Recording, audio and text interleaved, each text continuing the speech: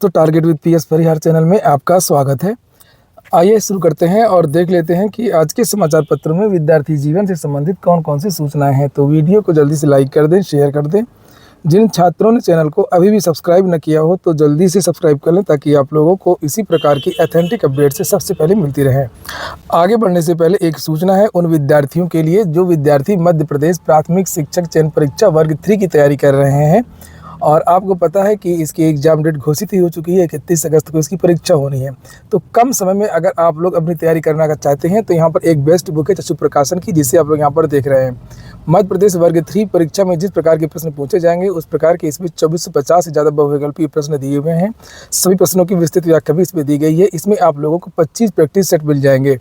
मध्य प्रदेश वर्ग 3 चयन परीक्षा की ये बेस्ट बुक आप लोगों को सभी कापी किताबों की दुकानों में मिल जाएगी। और अगर आप लोग ऑनलाइन मंगवाना चाहते हैं तो उसकी लिंक मैंने डिस्क्रिप्शन बॉक्स और कमेंट बॉक्स दोनों जगह उपलब्ध करा दी है। आप चाहें तो इसको ऑनलाइन भी मंगवा सकते हैं। मध्य प्रदेश वर्ग 3 की इनकी और भी पुस्तकें आती हैं, जैसे आप लोग यहाँ पर देख रहे हैं। हिंदी की अलग से आती है, इंग्लिश की अलग से आती है, गणित की अलग से आती है। इसकी लिंक भी मैंने डिस्क्रिप्शन बॉक्स में उपलब्ध करा दी है। अगर आप लोग चाहें तो ऑनलाइन मंगवा सकते हैं। चलिए शुरू करते हैं और बात कर लेते हैं नई भर्ती की। राजस्व परिषद ने बाबुओं के 366 पदों के लिए भेजा है भर्ती का प्रस्ताव। कलेक्ट्रेट, तहसीलों व मंडलायुक्त कार्यालयों के भरे जाएंगे सभी रिक्त पद। मैंने आप लोगों को जानकारी दी थी कि नए वाले पेड से एक जूनियर असिस्टेंट की बड़ी भर्ती आनी है और उसी में ये भर्ती आएगी। लिखा है सभी जिला कलेक्ट्रेट, तहसीलों, मंडलायुक्तों कार्यालयों में कनिष्ठ सहायकों के रिक्त पद शीघ्र भरे जाएंगे। राजस्व परिषद ने 366 पदों को भरने के लिए भर्ती प्रस्ताव यूपी को भेज दिया है। माना जा रहा है कि यूपी जरूरी औपचारिकताएं पूरी करने के बाद चयन प्रक्रिया प्रारंभ करेगा और प्रदेश के सभी 75 जिलों, 18 मंडल कार्यालयों और तहसीलों में कनिष्ठ सहायकों के पद भरने के निर्देश दिए गए हैं। अभी तक कुल 1516 रिक्त पद चिन्हित किए गए हैं और इनमें से 1150 पदों का अधियाचन पूर्व में भेजा गया था, जिन्हें भरने के लिए आयोग ने लिखित परीक्षा ले भी ली है। ये दूसरी वाली भर्ती है। उच्च पदस्थ सूत्रों के मुताबिक 366 और रिक्त पदों पर भर्ती होने पर कलेक्ट्रेट, तहसीलों और मंडलायुक्त कार्यालयों में स्टाफ की कमी नहीं रह जाएगी। यहाँ कनिष्ठ सहायकों के कुल 2900 पद हैं, जिनमें से वर्तमान में करीब आधे पद खाली हैं। अगली जो सूचना है वो आरओ की है। आरओ की उत्तर कुंजी जारी कर दी गई है। मैंने कल सुबह एक वीडियो बनाया था जिसमें आप लोगों को जानकारी दी थी कि आरओ की उत्तर कुंजी जल्द आपको देखने को मिलेगी। फाइनली उत्तर कुंजी जारी कर दी गई है, लेकिन इसमें भी कुछ प्रश्नों में विवाद आ गया है। उसको लेकर के भी यहाँ पर जानकारी दी गई है कि किन किन प्रश्नों में विवाद है। अच्छा, आप लोग कमेंट बॉक्स में ज़रूर बताएं कि आप लोगों के ऑफिशियल आंसर की मिलाने के बाद कितने प्रश्न सही हो रहे हैं। निश्चित तौर पर बहुत सारे विद्यार्थियों कम हुए। यहाँ पर विद्यार्थियों ने मुझको बताया है कि विद्यार्थियों के जो नंबर हैं वो फिर से 5 से 10 जो प्रश्न हैं वो कम हो गए हैं।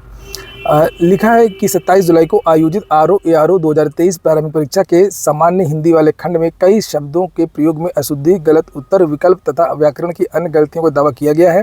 व्याकरणवेत्ता, भाषा विज्ञानी आचार्य पंडित पृथ्वीनाथ पांडेय ने कहा है कि उत्तर प्रदेश लोक सेवा आयोग के प्रश्न पत्र बनाने वालों को हिंदी व्याकरण का बोध नहीं है। एक प्रश्न पत्र का परीक्षण करते हुए एक प्रश्न में सूची 1 को सूची 2 से सम्मिलित करते हुए कूट का प्रयोग कर चुनने के लिए कहा गया है। इस प्रश्न का उत्तर विकल्प 1 गलत है, क्योंकि उदार शब्द का विलोम अनुदार होता है, जबकि प्रश्न पत्र में कृपण दिया है। यदि दाता होता तो कृपण सही माना जाता। इसी प्रकार से 141 से 146, 149 से 152, 150 से 158, 162 से 163, 167 से 169, 171 से 175, 179 तक के प्रश्नात्मक वाक्य अशुद्ध होने का दावा किया गया है। तो विद्यार्थी अगर किसी प्रश्न में कोई आपत्ति है तो उसके लिए साक्ष्य सहित आयोग में अपना दावा भी प्रस्तुत कर सकते हैं। उसके बारे में भी यहाँ पर लिखा हुआ है। अगली सूचना है LT ग्रेड शिक्षक भर्ती की। LT ग्रेड शिक्षक भर्ती की मुख्य परीक्षा में परंपरागत प्रश्न पत्र पर उठ रहे हैं सवाल।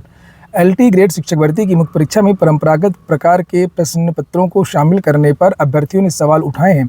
अभ्यर्थियों ने उत्तर प्रदेश लोक सेवा आयोग के अध्यक्ष को पत्र लिख करके मांग की है कि प्रारंभिक परीक्षा की तरह मुख्य परीक्षा में भी वस्तुनिष्ठ प्रकार के प्रश्न पत्र को शामिल किया जाए। मैंने कल इसको लेकर के वीडियो भी बनाया था।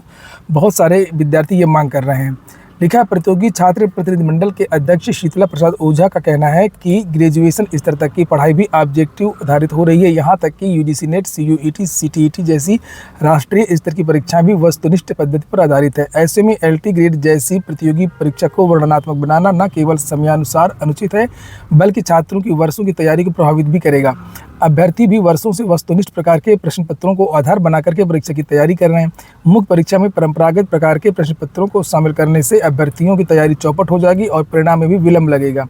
आयोग ने जो विज्ञापन जारी किया है उसके अनुसार मुख्य परीक्षा कुल 200 अंकों की होगी। खंड आ के तहत 10 प्रश्न लघु उत्तरीय होंगे 8-8 नंबर के, जिनके उत्तरों की समय सीमा 125 होगी और प्रत्येक प्रश्न 8 अंक का होगा। इसी तरीके से जो इसमें लिखा नहीं है, जो दीर्घ उत्तरीय प्रश्न है वो 12-12 नंबर के होंगे, 120 नंबर के।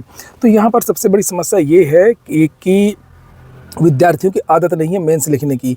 ज़्यादातर विद्यार्थी नए शिक्षक भर्तियों की तैयारी करने वाले हैं, जो पीसीएस आरओ मेंस वगैरह दे चुके हैं, देते रहते हैं, उनके लिए तो कोई दिक्कत नहीं है। और सबसे बड़ा डर विद्यार्थियों को इसी बात का है कि हम लिखेंगे कैसे, क्योंकि लिखना वो भूल चुके हैं। काफ़ी सीनियर छात्र होते हैं एलटी ग्रेड वगैरह में, सबसे बड़ी चिंता बस केवल इसी बात को लेकर के है। और विद्यार्थियों को लगता है कि ये बदलाव अचानक से हुआ है और इसमें अगर हम तैयारी करेंगे तो हम उस तरीके से प्रतिस्पर्धा नहीं कर पाएंगे जिस तरीके से पीसीएस के विद्यार्थी इसमें आगे निकल जाएंगे। तो ये है एक मेन समस्या। और अगला जो सूचना है वो बीएड डिग्री धारकों के लिए प्रवक्ता भर्ती में कम होगी प्रतिस्पर्धा।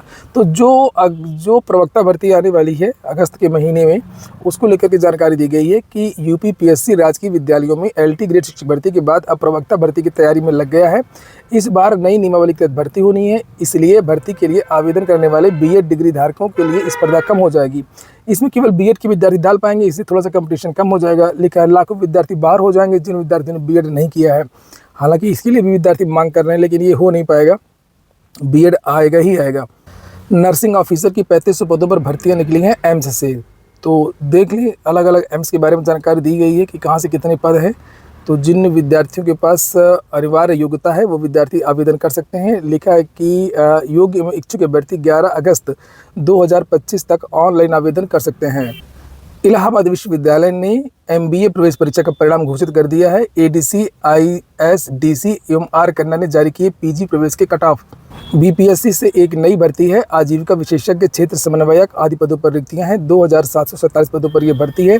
इसकी लास्ट डेट 18 अगस्त है और नीचे पात्रताएं वगैरह अलग अलग लिखी हैं, अलग अलग पद की जाकर के आप देख सकते हैं। और ये वेबसाइट है brlps.in।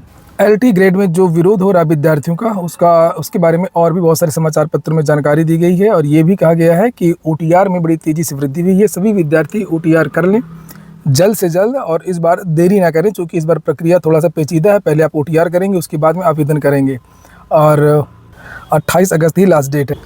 फर्जी अभिलेख से नौकरी हथियाने वाले आधा दर्जन शिक्षक बर्खास्त कर दिए गए हैं। 53 शिक्षक पहले ही बर्खास्त हो चुके हैं। दर्जन भर पर दर्ज कराया गया है मुकदमा। लिखा, फर्जी अभिलेख से नौकरी हथियाने वाले आधा दर्जन सहायक शिक्षकों को बेसिक शिक्षा अधिकारी ने बर्खास्त कर दिया है। शिक्षकों पर मुकदमा दर्ज कराने का निर्देश दिया गया है। श्रावस्ती में फर्जी शिक्षकों की भर्ती का मामला थम नहीं रहा है। अब तक 2 दर्जन से अधिक शिक्षक फर्जी अभिलेख से नौकरी हथियाने पर बर्खास्त किए जा चुके हैं। वहीं बुधवार को भी आधा दर्जन सहायक शिक्षक फर्जी अभिलेख से नौकरी हथियाने के मामले में बर्खास्त किए गए हैं। इसमें सकीमुद्दीन विद्यार्थी, इसमें जो शिक्षक हैं उन बहुत सारे शिक्षकों के नाम भी लिखे हुए, जिन्हें आप लोग यहाँ पर देख सकते हैं। तो ये देख सकते हैं, आप लोग ऐसा काम कभी ना करें ताकि ये सब काम हो, मुकदमा दर्ज हो, ज़िंदगी ख़राब हो, जेल जाएं और रिकवरी भी हो। तो ठीक है दोस्तों, ये हो गया आज का वीडियो। वीडियो आपको अच्छा लगा हो तो आप लोग लाइक अवश्य कर दें।